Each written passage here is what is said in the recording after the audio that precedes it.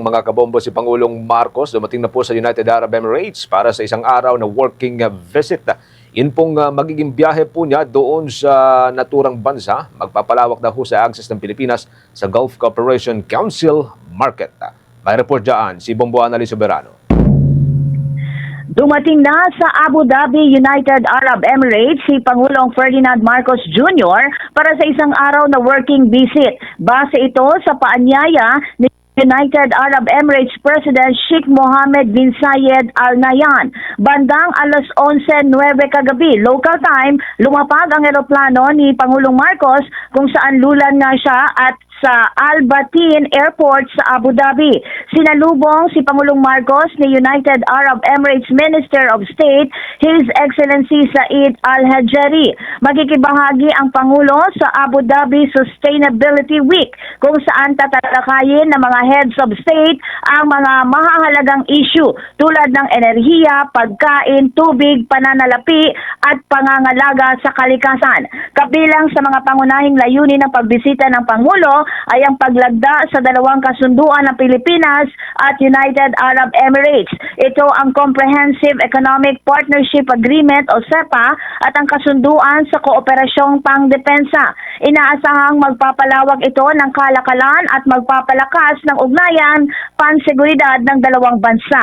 Makikipagpulong din si Pangulong Marcos sa mga negosyante at makikisalamuha sa mga Pilipino sa nasabing bansa. Ayon sa Pangulo, ang mga kasunduang ito ay magdudulot ng benepisyo sa bansa at sa humigit kumulang na 900,000 Filipino na nanirirahan sa United Arab Emirates. Ayon naman kay Palace Press Officer Undersecretary Claire Castro, sa pagbabalik bansa ng Pangulo mula sa kanyang working visit, magdadala ito ng mabuting balita tungkol sa bagong antas ng pagkakaibigan at pakikipagtulungan sa United Arab Emirates. Pakinggan natin si Palace Press Officer Undersecretary Claire Castro.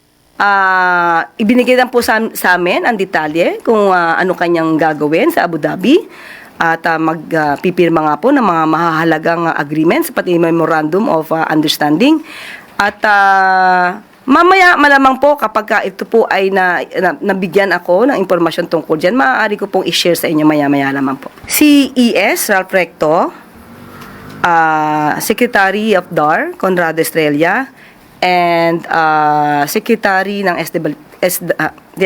Samantala, inaasahang lalawak ang kooperasyon ng Pilipinas sa larangan ng trade, services at investment sa iba't ibang mga bansa sa gitnang silangan bukod sa United Arab Emirates, kaugnay ng katakdang paglagda sa Comprehensive Economic Partnership Agreement. Ayon kay Philippine Ambassador to UAE, Alfonso Ver, magpapalawak sa access ng Pilipinas sa Gulf Cooperation Council Market ang pipirmahang CEPA na naging subject ng negosasyon ng ilang taon. Binigyang diin ni Ambassador Ver na isa ang Pilipinas sa mga unang bansa na inalok ng nasabing agreement at ito ay kahayagan na anya ng mas gumagandang momentum sa bilateral relations sa pagitan ng Pilipinas at ng United Arab Emirates.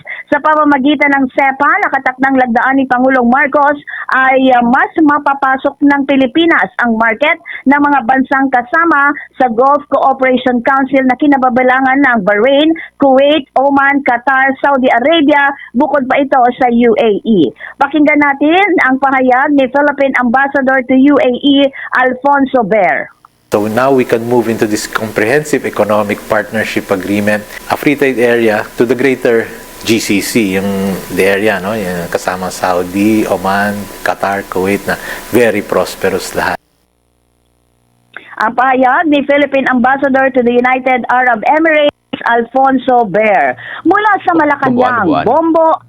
Yes, Bombo Genesis. Bomboan, balikan ko lamang yung mga itinalaga ni Pangulong Marcos na pansamantalang mamumuno muna sina ES Recto, si Secretary ng Department of Social Welfare and Development. Wala dito yung mga ahensya na hindi siya kumuha doon sa mga ahensya na sinasabing nagkakaroon ng balasahan. Although nauna natin na airport na sabi na Malacanang na wala nang nangyayaring ganito. Pero anong ulat-ulat ngayon dyan sa may Palasyo Malacanang? Kasi yung mga itinalaga niyang caretaker muna ng ating bansa ay mula doon sa ahensya na hindi kabilang doon sa napaulat na nagkakaroon ng balasahan. O, tama ka. Napansin din natin, Bombo Genesis, no? Dahil ang palaging tinatalaga bilang caretaker ay itong si ES Recto at itong si Secretary Estrella, maliban na lamang kay DepEd Secretary Sani Angara. Kasi in the previous na mga international visit o foreign trips ni Presidente, ay itong si DepEd Secretary Sani Angara ang kanyang napili bilang caretaker. Pero sa ngayon, pinili niya si DSWD Secretary itong Gatchalian. Kaya nga tinatanong din natin yan sa palasyo pero wala pang tugon ang palasyo hinggil dito.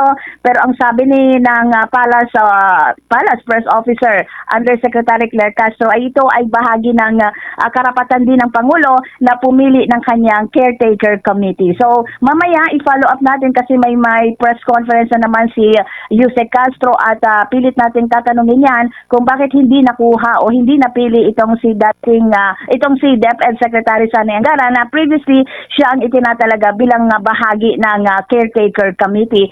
Imbes na siya ay pinili itong si Secretary Gatchalian ng DSWD. Okay. Sige. Maraming salamat, Bomboan. Mula sa Palasyo ng Malacanang, Bombo Anali Montaño Soberano nag-uulat. And this is Bombo Radio Philippines, the #1 and most trusted source of news and information. Basta Radio, Bombo! For the most trusted source of news and information, visit our website at www.bomboradio.com. Follow us on Bombo Radio mobile app, Facebook, YouTube, TikTok, and X, formerly Twitter. Like, share, and stay connected. Anytime, anywhere.